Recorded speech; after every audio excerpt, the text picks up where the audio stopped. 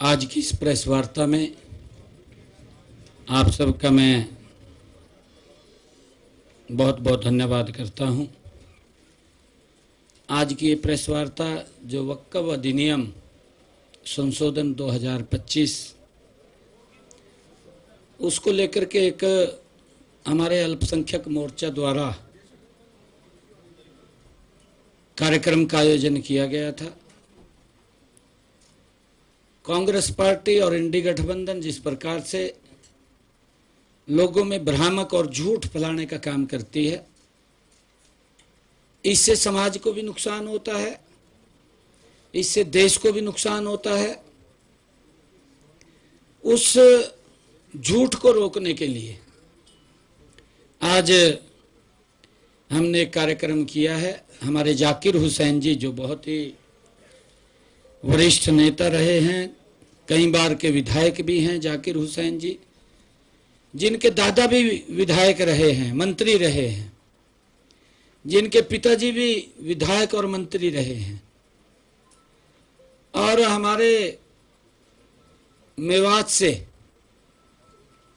ये बहुत ही वरिष्ठ वहाँ के नेता हैं।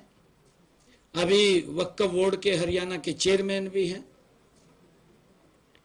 और हमारे जान मोहम्मद जी जो जिला परिषद के हमारे मेवात से चेयरमैन हैं नूह के।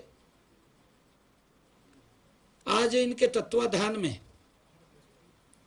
आज मुस्लिम समाज के सभी हमारे गणमान्य लोग यहाँ पर आए थे। आज उनके बारे में बैठ कर के खुले मन से चर्चा हुई है कि कांग्रेस का तो इतिहास रहा है।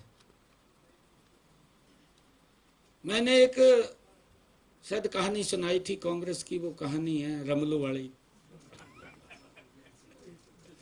हाँ, एक रमलू था, ये चक्की रानी आवानी थी, और ताई नु कहने लगा, कहा रमलू कहाँ घूम रहा? कहा ताई, कहा चक्की रा हुआ, कहा मेरी भी रह दे, कहा और मैं पानी ले आऊंगा जाकर जब तक। ये वो कहानी आप लोगों को मालूम है, समय लग जाएगा, मेरे पास समय का अभाव है। रमलू वाली स्थिति कांग्रेस की है, ये पता तो कुछ है नहीं है। 55 साल देश के ऊपर शासन रहा है, समस्याएं बन करके देश के सामने खड़ी रही, समाधान नहीं हुए। अगर ईमानदारी से उन समस्याओं का समाधान किया है तो ये भारत मां का लाल नरेंद्र मोदी है, उन्होंने किया है। पिछले 10 वर्षों में किया, एक एक समस्या का समाधान कर रहे हैं। जम्मू कश्मीर की समस्या कांग्रेस की देन थी, जिसका समाधान धारा 370 को समाप्त करके नरेंद्र मोदी जी ने किया है। बोडो की समस्या कांग्रेस की देन थी, जिसका समाधान भी नरेंद्र मोदी जी ने किया है। परंतु पीछे जनगणना को लेकर के अभी कल आदरणीय प्रधानमंत्री जी ने कैबिनेट के अंदर फैसला किया जाति जनगणना का। मैं आदरणीय प्रधानमंत्री जी का दिल से धन्यवाद करता हूं। और जो ही कैबिनेट के अंदर फैसला आया, ये फैसला लिया गया, राहुल गांधी एकदम बाज का प्रेस में बैठ गया और कहने लगा कि कहा, यह तो मैंने कह रखा था। भाई तन्ने कह रखा था तो अपना रिकॉर्ड भी चेक कर ले पहला। मैं आज थोड़ा सा आपको, जो राहुल गांधी और कांग्रेस पार्टी बोल रही है ना कि हमने इस बात को उठाया था, मैं 2010 की ये बात बताना चाहता हूं, जो कल आदरणीय प्रधानमंत्री जी ने जनगणना ये कराने के लिए कैबिनेट में फैसला लिया। हम धन्यवाद करते हैं आदरणीय प्रधानमंत्री जी का। परंतु कांग्रेस को आईना दिखाता हूं, क्योंकि एकदम राहुल गांधी बैठ गया, उनके कई लोग बैठ गए, ये तो हमने करा था, ये बात तो करने लगे। मैं आपके माध्यम से मैं प्रदेश और देश को और कांग्रेस को ये आईना दिखाना चाहता हूं, देश और प्रदेश को बताना चाहता हूं कि कांग्रेस की स्थिति क्या थी। कांग्रेस समस्या को समस्या बना करके रखती थी। 2010 में जब तत्कालीन प्रधानमंत्री डॉक्टर मनमोहन सिंह जी ने floor of the house Lok Sabha के अंदर आश्वासन दिया था कि जाति जनगणना पर कैबिनेट में विचार किया जाएगा, यह लोकसभा में कहा हुआ है। शायद राहुल गांधी को अगर नहीं पता तो वहां की वो प्रोसीडिंग निकाल करके देख सकते हैं, क्योंकि वो तो उस सरकार के अंदर पीछे से बैठ करके सरकार को चला रहा था। कहां ते माल ले रहा, कहां जा रहा, सारा पता था। कितना विकास के ऊपर खर्च हो रहा है, कितना नहीं हो रहा है, वो सारा उसको मालूम था। और ये भी कहा गया था कि कैबिनेट के अंदर आकर के एक मंत्रिमंडल समूह का भी गठन किया जाएगा, यह भी कहा गया था। यह कांग्रेस के समय में कहा गया था, और जिसमें यह भी कहा गया था कि अधिकांश राजनीतिक दलों ने, जब उन्होंने ये floor of the house Manmohan Singh ने कहा, जिसमें अधिकांश राजनीतिक दलों ने जातिगत आधारित जनगणना की का समर्थन किया था, अपनी संतुष्टि दी थी। इस समूह में जो वो समूह बना था, उस समूह के अंदर केंद्रीय गृह मंत्री उस समय के पी चिदंबरम भी शामिल थे। पी चिदंबरम ने 2011 की जनगणना में जाति को शामिल करने का विरोध किया था और कहा कि जातियों की गिनती जनगणना में नहीं बल्कि अलग से कराई जाएगी। ये उनके वित्त मंत्री, गृह मंत्री ने कहा था उनके। और किस प्रकार की जनगणना हुई, कितनी जातियां बना दी गई, आपके सामने है। अगर किसी का गोत्र भी था उसको भी जाति में कन्वर्ट कर दिया। ये इस प्रकार का इनका सिस्टम रहा है। परंतु आदरणीय प्रधानमंत्री जी ने ये कल कैबिनेट में फैसला लिया कि हम जाति जनगणना कराएंगे, क्योंकि ये भी कांग्रेस की गलती है, उसका सुधार करेंगे। उसका सुधार, कांग्रेस की गलतियों का सुधार कर रहे हैं आदरणीय मोदी जी। मैं मोदी जी का दिल से धन्यवाद करता हूं, उनको बहुत बहुत साधुवाद देता हूं कि उन्होंने ये फैसला लिया है। आप सब जानते हैं कि जो वक्फ अधिनियम संशोधन 2025 माननीय प्रधानमंत्री नरेंद्र मोदी जी के नेतृत्व में वक्फ कानून की कमियों को दूर करने के लिए इसमें संशोधन किया गया। बहुत सारी कमियां थी, क्योंकि कांग्रेस ने 2013 में हड़बड़ाहट में, ये लगभग 13-14 में हड़बड़ाहट के अंदर ये लोकसभा में लेकर के आए। इसका नुकसान मुस्लिम समाज को भी हुआ, इसका नुकसान देश को भी हुआ। कांग्रेस कोई भी काम करती थी केंद्र बिंदु वोट बैंक रखती थी। नरेंद्र मोदी जी कोई भी काम करते हैं केंद्र देश को रखते हैं। ये अंतर है मोदी जी की कार्यशैली और कांग्रेस की कार्यशैली में। कांग्रेस वोट बैंक को केंद्र में रख करके कानून बनाती है, काम करती है। मोदी जी देश को केंद्र में रख करके कानून बनाते हैं, काम करते हैं। ये अंतर है। और मैं ये कहना चाहूंगा कि ये अधिनियम जो माननीय प्रधानमंत्री जी के सबका साथ, सबका विकास, सबका प्रयास और सबका विश्वास के विजन को साकार करने में एक महत्वपूर्ण ये पहल है जो आदरणीय प्रधानमंत्री जी ने ये पास किया है। मैं माननीय प्रधानमंत्री जी के प्रयासों से अब यह कानून जो असहाय मुस्लिम हैं उनको बड़ी राहत देने वाला ये कानून है। इसमें बने नए नियमों से वक्फ प्रबंधन में पारदर्शिता बढ़ेगी और संपत्ति के मनमाने अधिग्रहण पर भी रोक लगेगी। पहले वक्फ बोर्ड ताकतवर लोगों का एक हथियार के रूप में इस्तेमाल करते थे। आप सब जानते हैं। कांग्रेस को भी यही पीड़ा है, कोई और पीड़ा नहीं है।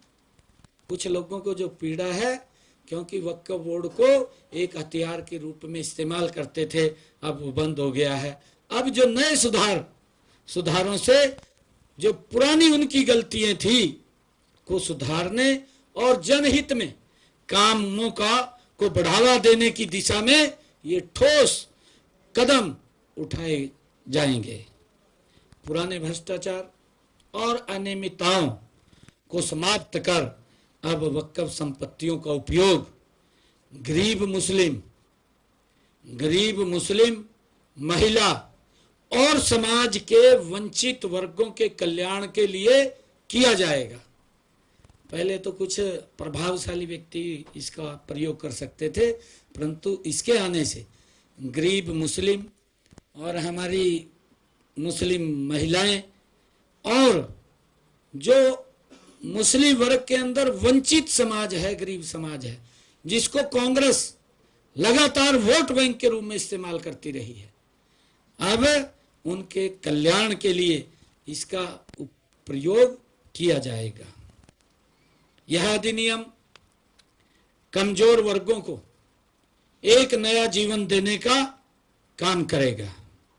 यह बोहरा, जो मुस्लिम समाज की जाति है, बोहरा, अहमदिया और पसमानदा मुसलमानों के अधिकारों की सुरक्षा भी करेगा। इससे आदिवासियों के अधिकारों की भी सुरक्षा होगी।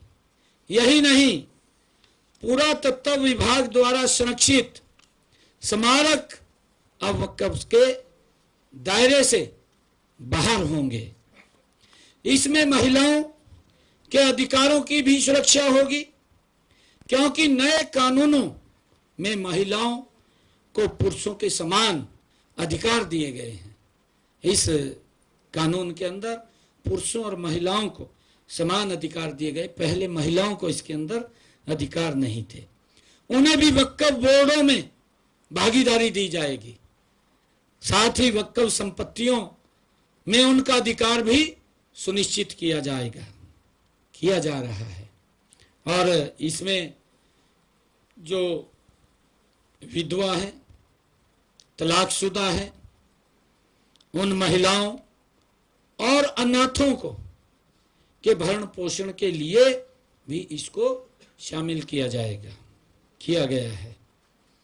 नए कानूनों से जमीन माफिया, भ्रष्टाचारियों और तुष्टीकरण की राजनीति करने वालों में जब ये वक्फ बिल आया तो एक हड़कंप मच गया, क्योंकि वक्फ बोर्ड की बड़ी संपत्तियों का लाभ कांग्रेस के समय में भ्रष्ट लोगों के बीच में बंट जाता था, बांट लेते थे वो, गरीब को तो लाभ नहीं मिलता था।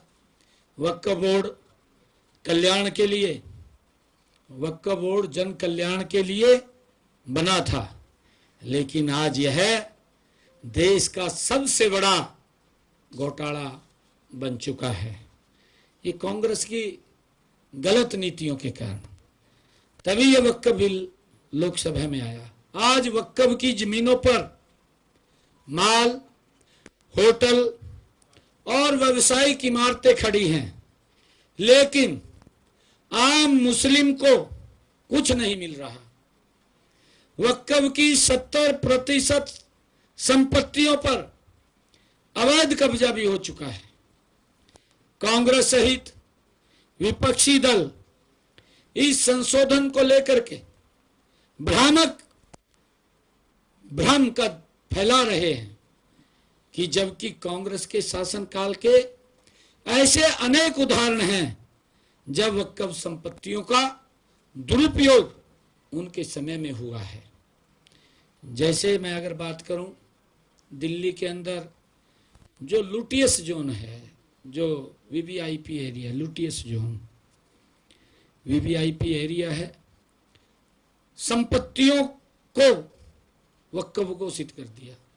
वहां की लुटियस जोन की संपत्तियों को वक्फ में ही घोषित कर दिया गया। अगर कर्नाटक की बात करें, कर्नाटक में लिंगायत किसानों की जमीन को किसानों की जमीन पर दबाव किया गया और तमिलनाडु के अंदर भी 1500 साल पुराने मंदिर की भूमि को वक्फ की भूमि घोषित करने का ये कांग्रेस द्वारा दुष्प्रचार दुस्साहस किया गया। अगर हम हरियाणा के अंदर भी देखें, हरियाणा के अंदर भी एक उदाहरण हमारे सामने देखने को मिलता है कांग्रेस की गलत नीतियों के कारण। जिला यमुनानगर के जठलाना में एक गुरुद्वारे की 14 मरले भूमि वो लंबे समय से विवाद में है। वक्फ बोर्ड ने इस पर दावा करते हुए न्यायालय में याचिका दायर की और न्यायालय ने यह भूमि जुलाई 2022 में वक्फ बोर्ड को सौंपने का आदेश दिया था, आप सब जानते हैं।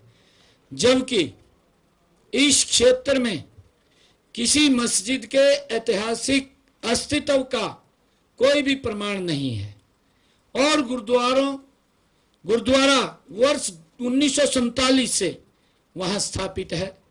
यह सब पुराने वक्फ कानून के कारण हुआ है। जो कांग्रेस इसको लेकर के आई है, इसका दुरुपयोग हुआ है। ऐसी सभी मामलों में नए कानूनों के लागू होने से ऐसी गतिविधियों को पूरी तरह से रोका जा सकेगा, कोई भी उसका दुरुपयोग नहीं कर पाएगा। यह अधिनियम कांग्रेस और उनके सहयोगी दलों द्वारा की जा रही शोषणकारी व तुष्टीकरण की राजनीति को भी समाप्त करेगा, क्योंकि अब उनकी दुकानदारी, जो झूठ की दुकानदारी थी, वो बंद हो जाएगी। ये बंद करने का काम करेगा। ये नीति वर्ष 2013 के क्रूर संशोधन में बढ़ावा दिया था। इससे राज्य सरकार की वक्फ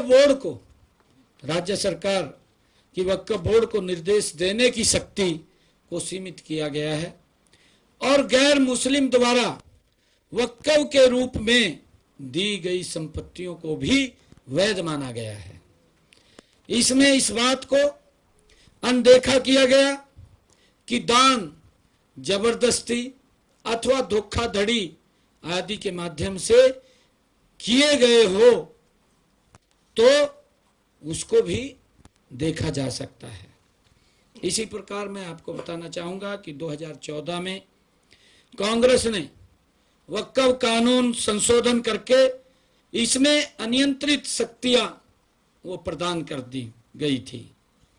मैं ये भी बताना चाहूंगा कि वक्फ बोर्ड ताकतवर लोगों का ये हथियार बन गया था। भारी मात्रा में वक्फ संपत्तियां भ्रष्टाचार और अतिक्रमण की शिकार हो चुकी थी। अब नए सुधारों से पुरानी गलतियां दूर होंगी और जनहित में काम होंगे। देश में वक्फ की लाखों करोड़ों की संपत्तियां हैं। इसके बावजूद 31% से अधिक मुसलमान आज भी गरीबी रेखा से नीचे जीवन यापन कर रहे हैं। इससे स्पष्ट है कि वक्फ संपत्तियां उसके विकास में सहायक नहीं है। ये स्पष्ट है। भारी मात्रा में वक्फ संपत्तियां भ्रष्टाचार और अतिक्रमण की शिकार हो चुकी हैं। केंद्र सरकार ने वक्फ सुधार करते हुए बड़े स्तर पर जन कल्याण का कार्य किया है। केंद्र सरकार की नीति सबके कल्याण की है। आवास और उज्ज्वला जैसी योजनाओं में बिना भेदभाव के गरीब लोगों को लाभ दिया गया है। वक्फ संपत्तियों के प्रबंधन में पारदर्शिता और दक्षता बढ़ाने के लिए अधिनियम में वक्फ पंजीकरण, लेखा परीक्षा और लेखांकन के लिए केंद्रीय नियम बनाने का प्रावधान किया गया है। मैं ये भी बताना चाहूंगा कि वक्फ संपत्तियों के पंजीकरण और प्रबंधन के लिए केंद्रीकृत डिजिटल पोर्टल स्थापित किया गया है। इससे पारदर्शिता और जवाबदेही सुनिश्चित होती है। वक्फ बोर्डों के खातों की ऑडिट अब नियंत्रक और महालेखक परीक्षक या नामित अधिकारियों द्वारा की जाएगी। केंद्रीय वक्फ परिषद और राज्य वक्फ बोर्डों में कम से कम 2 मुस्लिम महिलाओं की अनिवार्य भागीदारी भी सुनिश्चित की गई है, जिसमें लैंगिक समानता को बढ़ावा मिलेगा। वक्फ बोर्ड के इन बोर्डों में शिया, सुन्नी, बोहरा, पसमानदा और अन्य मुस्लिम समुदायों के साथ साथ गैर मुस्लिम सदस्यों की भागीदारी सुनिश्चित की गई है। इससे समावेशिता को भी बढ़ावा मिलेगा। वक्फ अधिनियम को अब सीमा अधिनियम 1963 के अधीन लाया गया है। इससे अतिक्रमण के मामलों में समयबद्ध कार्रवाई की जा सकेगी। अब 12 साल से अधिक समय से कब्जे में रहने वाली संपत्तियों पर वक्फ बोर्ड दावा नहीं कर सकेंगे। सरकारी संपत्तियों को वक्फ दावों से पूरी तरह बाहर रखा गया है। इससे सरकारी भूमि की सुरक्षा सुनिश्चित होगी। अब इस बिल के आने से वक्फ संपत्ति की स्थापना केवल वैध वक्फ दस्तावेजों के माध्यम से ही की जा सकती है। इससे वक्फ बाय यूजर जैसे अनधिकृत दावों की रोकथाम हो सकेगी। वक्फ ट्रिब्यूनल के आदेशों के खिलाफ उच्च न्यायालय में 90 दिनों के भीतर अपील करने का भी इस बिल में प्रावधान किया गया है। इससे न्यायिक प्रक्रिया में पारदर्शिता और न्याय संगतता बढ़ेगी। इस बिल के अंदर वक्फ संपत्तियों के सर्वेक्षण की जिम्मेवारी कलेक्टर या उसके द्वारा नामित डिप्टी कलेक्टर स्तर के अधिकारी को सौंपी गई है। इससे सर्वेक्षण प्रक्रिया में भी पारदर्शिता आएगी। इस बिल में वक्फ संपत्तियों के स्वामित्व की पुष्टि के लिए सरकारी भूमि को स्पष्ट किया गया है। इससे विवादों का समाधान आसानी से होगा और राज्य सरकारों को वक्फ संपत्तियों के सर्वेक्षण में तेजी लाने के लिए भी प्रोत्साहित किया गया है। इससे संपत्तियों की पहचान और प्रबंधन में सुधार होगा। वक्फ सुधार हमारे समाज के लिए एक महत्वपूर्ण अवसर है। यह हमें अपनी विरासत को सुरक्षित करने, सामाजिक न्याय को बढ़ावा देने, समावेशी विकास को प्राप्त करने में मदद कर सकेगा। इस अधिनियम के माध्यम से ये सुनिश्चित होगा कि वक्फ संपत्तियां हमारे समाज के लिए एक सकारात्मक शक्ति बने और सभी के लिए एक बेहतर भविष्य बनाने में योगदान करे। ये इस बिल का उद्देश्य है, क्योंकि कांग्रेस पार्टी लगातार ये लोगों को भ्रमित करके, लोगों को बरगड़ा करके वो अपना वोट बैंक सुरक्षित करना चाहती है। मैंने उसकी चर्चा भी की है। अभी लोकसभा के चुनाव में आप लोगों ने देखा भी है कि कांग्रेस पार्टी राहुल बाबा उस पवित्र संविधान की बुक को उठा करके पूरे देश में घूमना शुरू कर दिया कि अगर नरेंद्र मोदी जी तीसरी बार प्रधानमंत्री बन गए तो संविधान खत्म हो जाएगा, समाप्त हो जाएगा। इस प्रकार का दुष्प्रचार ये शोभा नहीं देता। भाई तेरे पास कोई काम कुम है करने का, उसके बारे में विजन बताओ। आप ये झूठ मत परोसो। लोग आपका झूठ सुन सुन करके पक चुके हैं, पक नहीं चुके। अब तो आपको जीरो पे आउट करना शुरू कर दिया है। आपको दिल्ली में तीसरी बार जीरो पे आउट कर दिया है, आपको हरियाणा में जीरो पे आउट कर दिया स्थानीय निकाय के चुनाव में। अब आप कहीं और अपनी स्ट्रेटजी को चेंज करना चाहिए, झूठ वाली छोड़नी चाहिए, क्योंकि अब आपके ऊपर विश्वास नहीं रहा। महात्मा गांधी ने जो शब्द कहे थे उन शब्दों को इनको चरितार्थ करना चाहिए। कि कांग्रेस पार्टी के बारे में जो उन्होंने शब्द कहे थे शायद इनके ध्यान में होंगे, वो कहीं से निकाल करके पढ़ लें उनको, फिर उनको लागू करें। सीएम साहब, जो बीबीएमबी को लेकर के एक विवाद छिड़ा हुआ है, आज आम आदमी पार्टी पूरे प्रदेश भर में प्रदर्शन कर रही है पंजाब में, और वहां भी फोर्स लगा दी है, जो बाका डैम है उससे भी फोर्स लगाई है। केंद्र ने जिस तरह का फैसला किया है कि हरियाणा को पानी देने का, तो वो कह रहे हैं ये पूरी तरह से असंवैधानिक है। और बिल्कुल है, क्योंकि चुनाव का समय आ गया है। आम आदमी ने बड़े सजाबाग दिखाए थे, पंजाब के लोग समझ रहे हैं, पंजाब के लोग जान भी रहे हैं। ये घटिया राजनीति कब तक करेंगे ये लोग? अरे विकास की राजनीति करिए, मैं लगातार कह रहा हूं। मैं भगवंत मान को भी कहा है, आप वहां के मुख्यमंत्री, आपको अवसर दिया है, बड़ा विश्वास करके अवसर दिया है आपको। आपने वहां के किसान की फसल सारी की सारी एमएसपी पर खरीदनी चाहिए। आपने वहां के किसान का अगर खराबा होता है उसका 100% मुआवजा देना चाहिए। अब ये इस प्रकार की राजनीति को लेकर के अगर करेंगे, लोग उब चुके हैं। मैं मान साहब को कहना चाह रहा हूं, 1-1.5 साल रह गया आपका, ठीक ठाक काट लो, कुछ काम कर लो, सोच लो, शायद अगर अगली बार। ये तो प्रदेश के लोग हैं, ये तो भगवान का रूप होते हैं। और पंजाब तो वो भूमि है गुरुओं की, वो भाई जैता की कहानी, जैता है ना, है भाई जैता की वो कहानी है ना, भाई जैता जी, हाँ, उसकी कहानी है। लोग गुरु गोविंद सिंह पे जब वहां लड़ाई हुई, लड़ाई के अंदर लोग मारे गए, भाई जैता वो कांच में रखता था, पानी पिलाने वाला, क्या बोलते हैं उन्होंने, मश्क रखता था, वो सबको पानी पिलाता था, कोई भेदभाव नहीं करता था, किसी से भेदभाव नहीं होता था। अरे भाई कन्हैया जी थे, जैता जी नहीं, भाई कन्हैया जी थे जो सबको पानी पिलाते थे। वो मस्क रखते थे अपनी कांच में, बिना भेदभाव के हर व्यक्ति को पानी पिलाना। अरे गुरुओं की भूमि है, गुरुओं से प्रेरणा लेनी चाहिए, और प्रेरणा लेकर के हमने उनके मार्ग के ऊपर आगे बढ़ना चाहिए।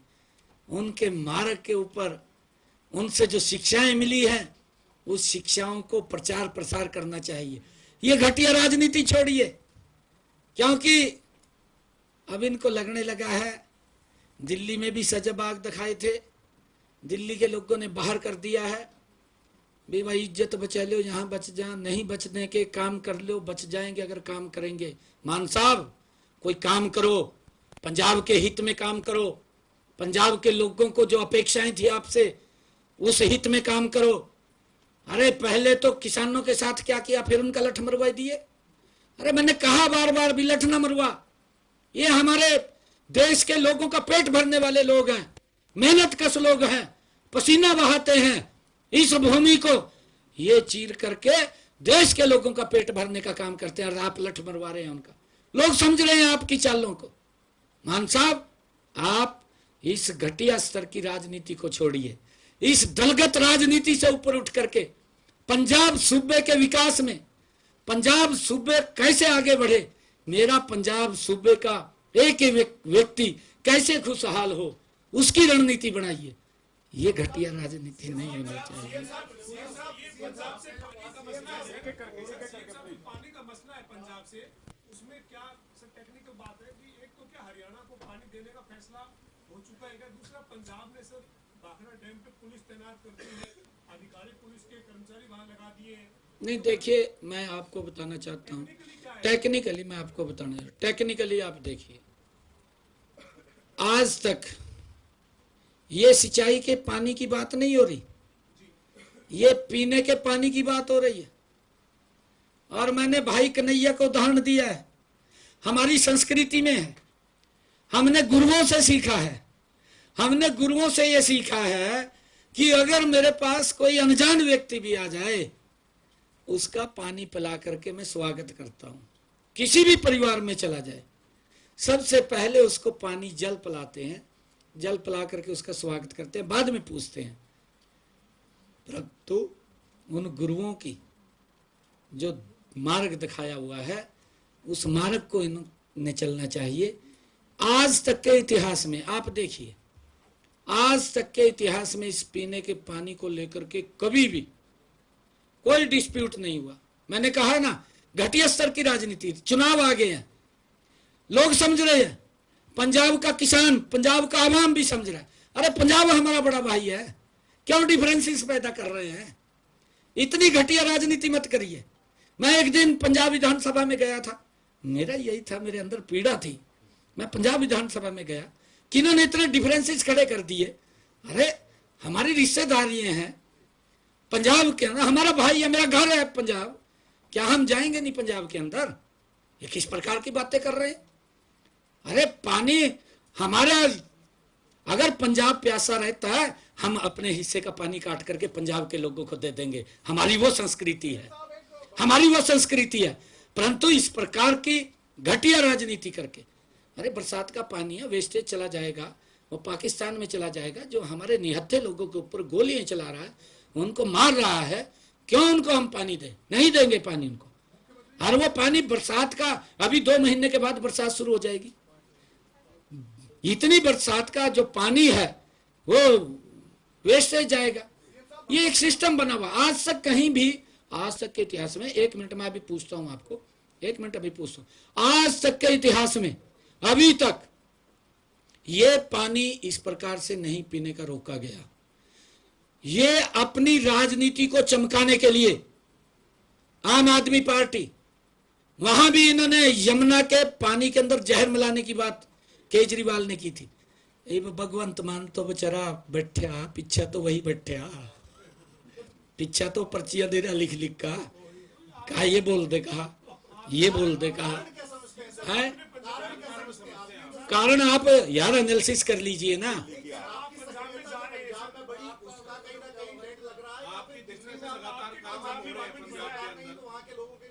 दिल्ली की हार बर्दाश्त नहीं हुई है, सदमे में पड़ा केजरीवाल। अभी तक वो सजाबाग दिखाए केजरीवाल ने, और वही सजाबाग यहां दिखाए। मैं तो कह रहा हूं अभी 1-1.5 साल का समय है, मान साहब को मैं सचेत कर रहा हूं भी, मान साहब पब्लिक के हित में काम कर, बाहर निकल करके काम कर। शाम को 2 यार इकट्ठे हो जाते हैं, मेरे से सारी बात ना कलवाओ, आपको सब पता है, सारी बात तो मेरे से कलवाई जा।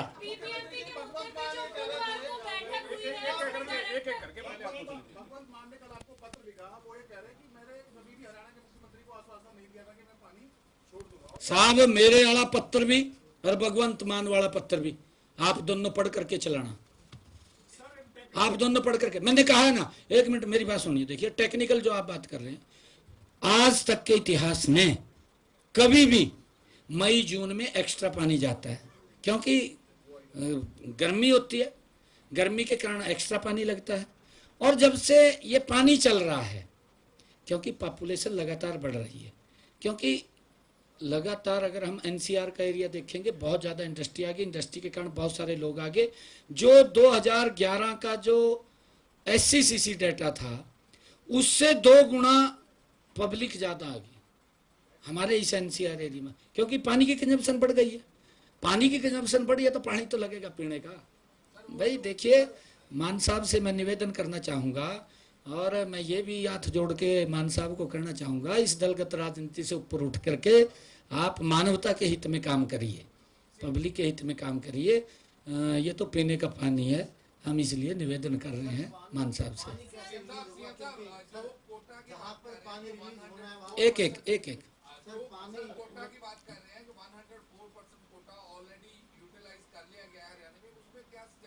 सच्चाई तो मैं आपको ये बताना चाहता हूँ कि अभी तक मान साहब ने जो कहा है, पंजाब में अपने से पहले की सरकार पर आंकड़े न रखने की भी उसने बात कही, भी आंकड़े नहीं है कहा कोई भी, ये मान साहब ने कही है, मैंने तो नहीं कही। आप वीडियो आप सुन लेना कि पहले तो आंकड़े नहीं रखते थे। और उसने तो यार उसके अंदर स्पष्ट दिख रहा, वो आरोप लगा रहा है अकाली दल पर, आरोप लगा रहा है कांग्रेस के ऊपर। चुनाव आ गए यार, लोग बच्चे नहीं हैं, लोग पढ़े लिखे हैं, समझ रहे हैं कि राजनीतिक सिस्टम हो रहा है। अपनी कमियों को छुपाने के लिए इस प्रकार की बातें कर रहे हैं। यह विषय पानी का है। मेरा निवेदन है, क्योंकि 2022, 23, 24 कभी भी आज तक के इतिहास में ये पानी नहीं रोका गया, और 9000 क्यूसिक पानी ये अप्रैल, मई और जून, अप्रैल, मई, जून के अंदर हर वर्ष 9000 क्यूसिक पानी देते थे। 4000 क्यूसिक पानी मिलता है हमें हरियाणा को, और 4000 में से क्योंकि गर्मी के समय के अंदर ज़्यादा इसकी डिमांड हो जाती है, तो 9000 क्यूसिक ये लेते हैं, 9000 क्यूसिक देते थे। परंतु इसमें से मैं आपको बताना चाहता हूँ, इस पानी में से दिल्ली को 500 क्यूसिक मिलता है और राजस्थान को 800 क्यूसिक मिलता है इसी में से, पंजाब को इसी में से 400 क्यूसिक मिलता है, और हमारे 500 कुल मिला करके ये 6800 क्यूसिक रह जाता है। बाकी तो ये बंटी जाता है सारा का सारा। सर, बीबीएमबी में हरियाणा के रिप्रेजेंटेशन को लेकर, मेंबरशिप को लेकर भी हरियाणा सरकार कुछ करने जा रही है कि जिस तरीके से ये आंकड़े रखे गए हैं, पहले एक डेटा कैप्ट किया जाता था, मेंबर रहता था हरियाणा को, उसको लेकर सर कुछ किया जा रहा है? नहीं, मैं मान साहब से बात भी हम करेंगे, ऐसी बात नहीं है।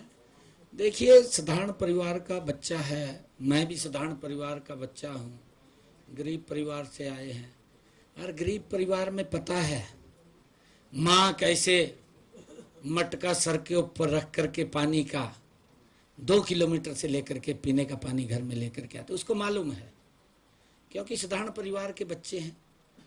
ये राजनीति नहीं घुसनी चाहिए इस चीज में।